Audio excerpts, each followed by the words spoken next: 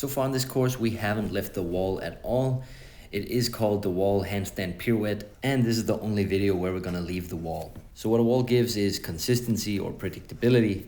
They tend to be flat, and we can widen our base of support on the wall by spreading our feet apart, making it much easier to balance compared to freestanding.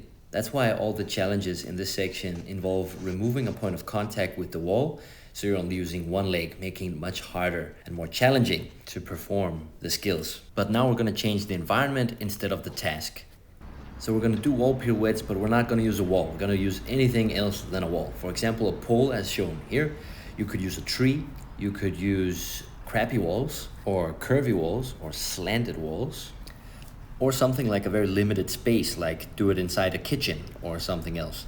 This does involve more risk, but my favorite is definitely to use a pole, because here, even using two legs, you're gonna have very limited base of support from the leg side. And this just makes it a pretty epic challenge to see if you can spin around the pole. And it's gonna give extra points when you're out dancing in the weekend. And by the way, I only did this on gravel just to prove a point. It really hurts, and yeah, I wouldn't recommend it.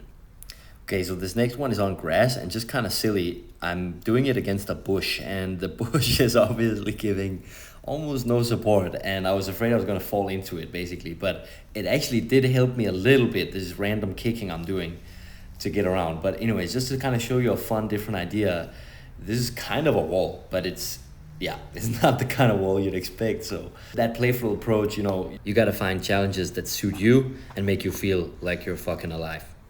And this next one certainly did. It's my final example of the wall-less handstand. This is more like a wall, it's just kind of a weird surface, but the challenge I spotted in this location was more about where I could place my hands.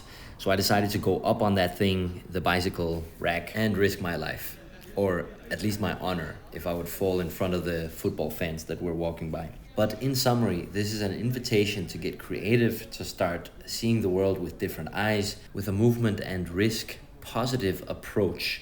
Not to be stupid, but to live creatively and to develop your ability to play on the limit or on the boundary of your skill level. And this does require challenging what you might perceive as being safe behavior, but in the end, you are the judge of what is safe for you.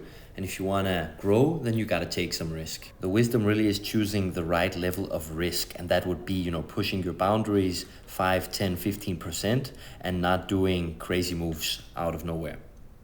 All right, get out there, find a non-wall, and I'd love to hear how it goes.